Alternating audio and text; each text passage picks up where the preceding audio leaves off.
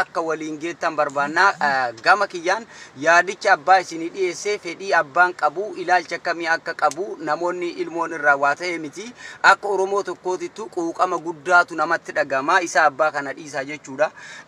Biyyoota adda addaa kana keessatti waan addaatu jira namoonni gariin taatee kana awwaaluudhaaf katattaafataa jiru biyya irraas ta'e biyya adda addaa keessas ta'e warreen ukkaamsuuf dhoksuuf waan barbaadan akka awwaalamtu gochuuf illee kanneen hawwii qaban jiru garuu ammoo inni kuni hindandaamu maaliifiyyuu otoo abbaan hayyaman goone otoo abbaan isiidhaa jiru otoo abbaa waan gaafatin hangammaatti maqaan fuul miidiyaa kana gubbaatti deddeemaa jiru maqaa hilwaadhuma jedhuun hilwaa qo'e jechuun toora miidiyaa isiitiin kan beekamuudha garuu akkasii miti isiin ammoo Aamuun Isaa Ahadan Mahammadi hangammaatti Isaa Ahadan Mahammad kun irraa awwaalamee irraa haqamee jira yaa ummata keenya yaa Oromoo.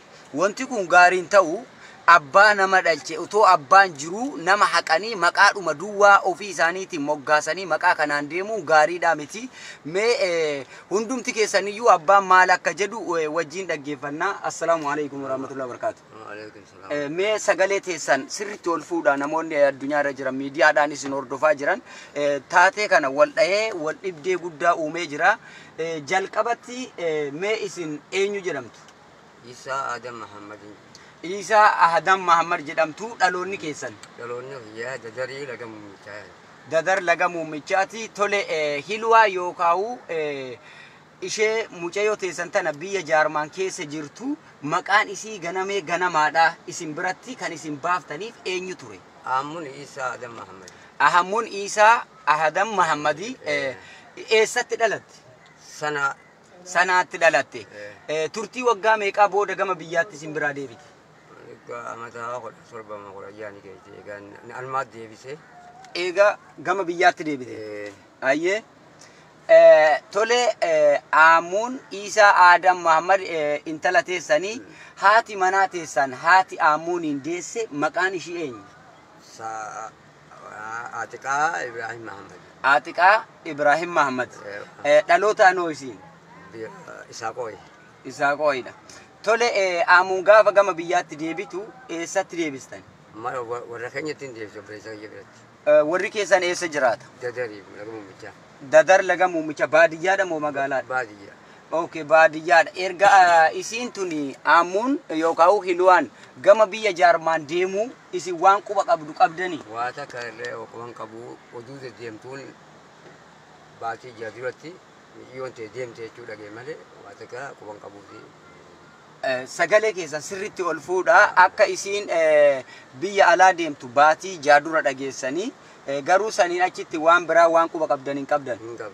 Tole amma isiif rabbi rahmata haa godhu taajuun shurrubbeedha isii tana jaartii godhachuu hoo yookaan isii tana kaadhimachuu fuudhuu waan beektan qabdu. Waa takka illee hin beeknu taajumaa ajjeeseetti matti malee isii sanaa isii san ta'uu ni sin beekne ani sin beekne isii matanaa ta'uu haadha isiitii fi inni kun fira ta'uutiin isaa walii kannuuf fuudhee miyyoo siyyasa'uu beekee. Taajuu fi haati hilwaa. Haati hilwaa. Firooma shanyiidhaa qaban. Firooma shanyii qaban. Firooma akkamii qaban? Firooma gosaa qabanii ilma eessuma isiiti. Ilma eessuma isiiti. Tole mee waan ta'e hundaa'u rabbiin nagaa haa buusu ammaaf isin akka yaaddanitti akka fedhii keessanitti kan isin barbaadan du'a mucayyoo teessanii tana biyya Jaarmaan keessa jirtu keessaayyuu Oromoota biyya Jaarmaan keessatti argamaniif maal dhaammattanii maal jechuun barbaadan mee akkamitti yaada keessan ummata sanaan gaachuu feetan? Sirriitti mee sagalee keessan ol fuudhaatii ummata kana dhaggeessifadha. Wanni ani ummata Jarmanii dhaamuu danda'u du'a miyyoo xiyyaa tana osoo abbaa qabduutti awwaalamee jirra shira oofuuf shiraaf walittummaan kan kun shiratti inni awwaalaaf deemanii kun osoon an jiru ana ukkaamamee abbaan miyyoo dhale osoo jiru dhiinni abbaa qaba shirri oofan suni deemanii awwaaluus jecha kiyya wana kiyya achitti akkallee akka dandeenye isaanummaan ilmaan Oromoo achi jiru waan kana ilaalanii akka ilmoo isaaniiti Egalee karaatti gartee biyyummatti naa galchanii Oromiyaa keessa naa awwaalan. Naa godhuun fedhii keessanii jechuudha.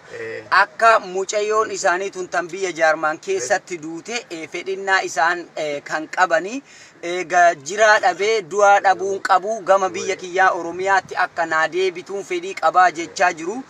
Namoonni tokko tokko waan kana dhiisii isiniin jedhaa jiru. Waan kana jalaa dhaabbadhuu irraa hafii jedhaa jiru. Isin ammooyyuu waan kana maaliif irraa dhaabbadhuu jechuu barbaachise namoonni tokko tokko wanti irraa dhaabbadhuudhaniif namni abbaan ilmoo isaa irraa hafuu waan hin danda'amnedha kun. Uummanni Oromoodhaa waan hojjetan keessatti waaqa sodaadha. Kun safuudha.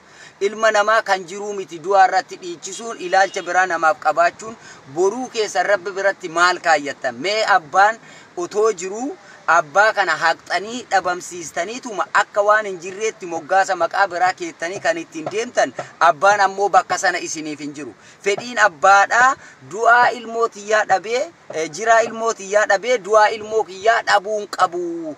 Biyyoo biyya kiyyaa Oromiyaa naa haadhan dhamtuu jechaa jira. Inni kana kan dhaammataa jiru keessaayyuu lammiilee Oromoo biyya Jaarman keessatti argaman kan naannoo mucayyoo sanii jiraatanii fi Awurooppaanota garaagaraa keessa jiraatan. Firoonni isaatis biyyoota adda addaa keessa jiraachuu danda'a. Biyya Jaarman taate biyyoota Awurooppaa fi Ameerikaa keessatti argamuu danda'a.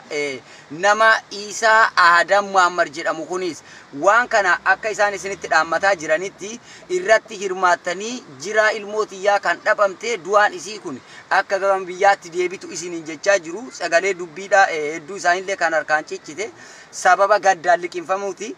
Gamanumaan keessaayyuu mee al tokkoon itti isin deebisa. Kaayyoo kana keessatti taateen kun maaliif akka ta'e waan hubattan qabdu? Waan akkata hin beekne waan ta'e kana waan irraa beektan hin qabdan.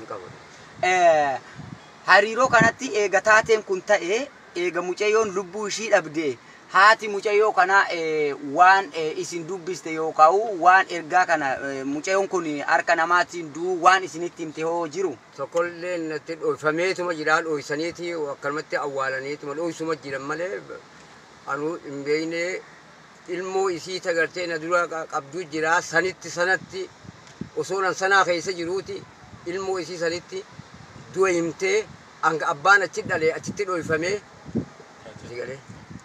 Eega bubbultee guyyaa meeqaan tam teenye mi'iyoo tiyya ta'uu taajuu sunis fira isii ta'uu isaan isii kannuu isiitiif akkasitti ilmoo tiyya ta'uu beeke. Addaan baafadhe malee tokko wanni isin natti dabaltee wanni nama kiyyatti dabaltee hin jirtu ukkaamamtee gartee isaanummaan awwaalanii eega gartee itti awwaalamte booda hoggaanaan ilmoo teessee hoggaa waan kuni gartee akka gartee ilmoo isa qabdaa jechuun maqaa biraatiin awwaalamtee ilmoo abbaa qabdu osoo nan dhalee guddise affaadhaan sanaa keessatti kofoollee itti gurgure narra darbitee biraa deemte ilmoo tiyya bakka bu'anii alagaan ilmoo tiyya bakka bu'uun ilmoo tiyyaa dhiiga kayyaa Oromoo qabaa sanyii tiyyaa qaba Oromoo guutuu qaba alagaan bakka buutee Somaalii taatee taanii ol gobbaa taatee bakka bu'uu naan dandeettu ilmoo tiyyaa abbummaa qaba. Tole uummanni Oromoo addunyaarra jirtan ni dhageessu yaada abbaan dubbataa jiru keessaayyuu Oromoonni biyya sana keessa jirtan dirqama kana akka bayattan isiniin jechuu barbaada. Akkaataa dubbiin itti ibsamaa jiru ammoo abbaan haadha Hiluwaa yookaan Aammuun irraayyuu hin dhageenye. Haati Hiluwaa yookaan Aammuun akka lubbuudhaan addunyaa kanarra boqotte yookaan darbite waan abbaa warra isii kanaatti yookaan abbaa Hiluwaa yookaan abbaa Aammuunitti Isaa Adam Muhammaditti waan himtellee qabdu dhoksaadha qabuu jechaa jiru kuno isaan irraayyuu hin dhageenye.